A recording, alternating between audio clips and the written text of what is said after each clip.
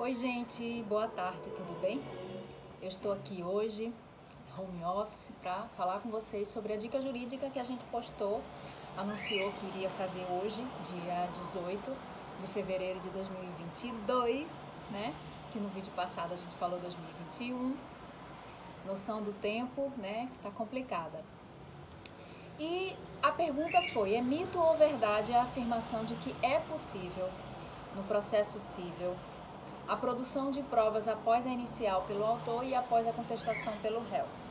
Antes de falar sobre esse objetivo da dica jurídica de hoje, eu queria só introduzir o assunto com vocês, fazendo uma remissão lá ao Código de Processo Civil, aonde diz quais são os requisitos da petição inicial. Então, a gente vai lá para o artigo 319, né, e 320, aonde vai se falar que a petição inicial deve conter, e aí vai dizer tudo: pedidos, fatos, nome, prenome, CPF, e-mail, o juízo, o valor da causa. Então, tudo vai estar lá, né? Basta seguir aquele passo a passo. Com relação ao réu, a gente já pula para o artigo 336 e 337, aonde diz que incumbe ao réu alegar todas as matérias de defesa na sua contestação, especificando as provas que ele pretende produzir. Então, ele vai alegar, lá no artigo 337, coisa julgada, litispendência, incorreção do valor da causa, inépcia da inicial, nulidade da citação, todas aquelas matérias, certo? Então, é nesse momento que cada um tem que fazer a sua parte. E o autor tem que instruir a petição inicial com os documentos indispensáveis à comprovação do seu direito. Da mesma forma, o réu, cabe a ele o ônus da produção de provas em relação aos fatos extintivos, modificativos, impeditivos do direito do autor. Então, portanto, regra geral, a produção de provas pelo autor deve ser feita na petição inicial e pelo réu na sua contestação. Essa é a regra geral. Agora, existe exceção, produção de provas posteriormente a esses momentos, posteriormente à inicial pelo autor, posteriormente à contestação pelo réu? Essa afirmação que a gente fez é mito ou verdade? E aí? Então, para responder isso, certo? A gente vai lá para o artigo. Uma coisa importante antes de eu entrar direto no assunto. Existe o princípio da impugnação específica, que o réu está adstrito na contestação dele e ele tem que ser específico para impugnar os fatos, podendo incidir os efeitos da revelia se ele não impugnar os fatos, desde que não fique contraditório, né? Os fatos do autor com o que ele provou. Então, assim, em regra, vigora o princípio da impugnação específica. Só não vigora em relação ao ente público, quando ele é réu, né? Bom, então, voltando lá. É possível produzir provas posteriormente à inicial se for o autor, posteriormente à contestação se for o réu? Sim, é possível. E quando é possível?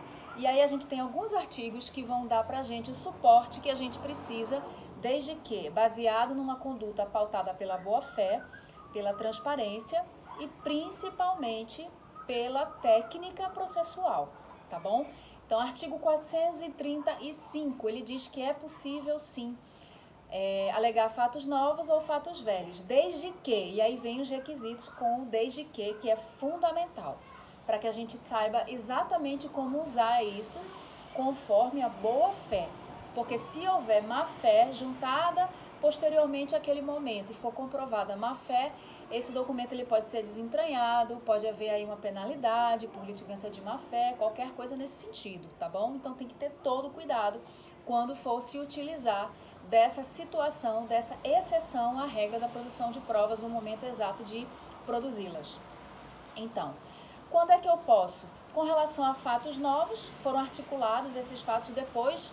Esses fatos aconteceram depois de eu os articular no processo, né? E para também contrapô-los àqueles fatos que foram alegados posteriormente. Então, por exemplo, na inicial eu falei de fatos X, Y, Z, o réu falou sobre um fato W, então na minha réplica eu vou falar sobre esse fato W e aí eu posso produzir provas sobre isso, porque eu estou contrapondo aquele fato que foi trazido no momento posterior à minha petição inicial, ok? e também posso trazer quando esse fato ele tiver acontecido depois de feita a petição inicial, depois de feita a contestação. E quanto a fatos velhos, é possível? Sim, excepcionalmente, como a gente já falou, né? Muito excepcionalmente, mas desde que você justifique, motive o porquê de você só ter juntado esses documentos naquele momento, ou seja, fora do momento regra, momento padrão, e que fique bem claro que eles só foram acessíveis, disponibilizados, conhecíveis após a inicial, se for autor, após a contestação, se for réu. Deu para entender? Então eu vou dar um exemplo para vocês. Existe um processo, nesse processo eu sou a parte ré e fiz a minha contestação, mas posteriormente à minha contestação, eu estava buscando uma prova e finalmente eu consegui. Era uma prova em um processo em segredo de justiça, que após uma autorização judicial, eu obtive acesso a essa prova. Esse material, ele pode ser, sim, trazido, mesmo eu já tendo apresentado a contestação, aos outros autos, e eu vou fundamentar explicando qual foi a situação. Por quê? Porque eu só tive acesso àquele material posteriormente, porque era um material em segredo de justiça. Isso, inclusive, está previsto também lá no artigo 372, se eu não me engane. Deixa eu ver aqui.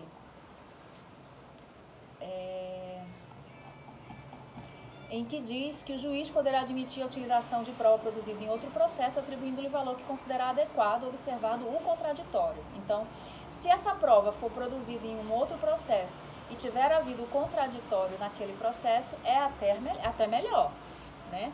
Porque senão vai ter que ser verificado o contraditório no processo onde aquela prova vai ser usada, tá?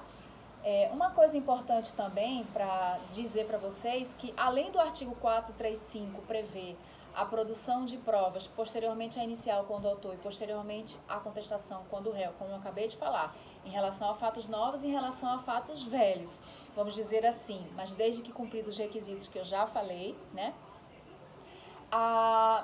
O artigo 342 do Código de Processo Civil também diz o quê? Que depois da contestação só é lícito ao réu deduzir novas alegações quando, e aí ele diz os incisos, relativos a direito ao fato superveniente, não deixa de ser o que a gente falou, né? Um fato novo ocorrido após o momento da contestação, competir ao juiz delas conhecer de ofício, ou seja, matérias conhecidas de ofício. Essas matérias, que são matérias geralmente de ordem pública, elas podem ser alegadas sim depois da contestação. Então você fez a contestação e esqueceu de falar sobre aquele determinado assunto que é uma matéria conhecida de ofício. Eu vou poder falar sobre isso novamente, trazer esse fato? Sim, pode trazer, porque o juiz ele pode conhecer de ofício. Então, é uma coisa que é importante saber para que, caso ocorra com você de não ser alegado no momento correto, no momento adequado, vamos dizer, correto não adequado, você saber que pode sim ser trazido ao processo em determinado momento, posteriormente à contestação. E, por expressa autorização legal, puderem ser formuladas em qualquer tempo e grau de jurisdição. E aí é uma coisa muito aberta, vai ter que ser subjetivamente analisado pelo juiz, certo? Então é isso, pessoal. A afirmativa: é possível a produção de provas no processo civil após a inicial ser autor e após a contestação ser réu? Sim, é possível, desde que, como a gente falou, você observe com técnica processual e muita boa fé os artigos 435 e o 342 do Código de Processo Civil. Lembrando que, para que você tenha uma melhor petição inicial, siga passo a passo do 319 e 320 do CPC, e para que você não se esqueça de alegar nada na sua contestação, você vai lá para os artigos 336 e 337 do Código de Processo Civil, ok? Essa foi a dica jurídica de hoje, espero que vocês tenham gostado e até a próxima sexta-feira, que vai ser sexta-feira de carnaval, que todos tenham muito cuidado, se divirtam, mas se lembrem que a pandemia ainda está aí. Um cheiro bem grande no coração, bom final de semana e até a próxima. Tchau!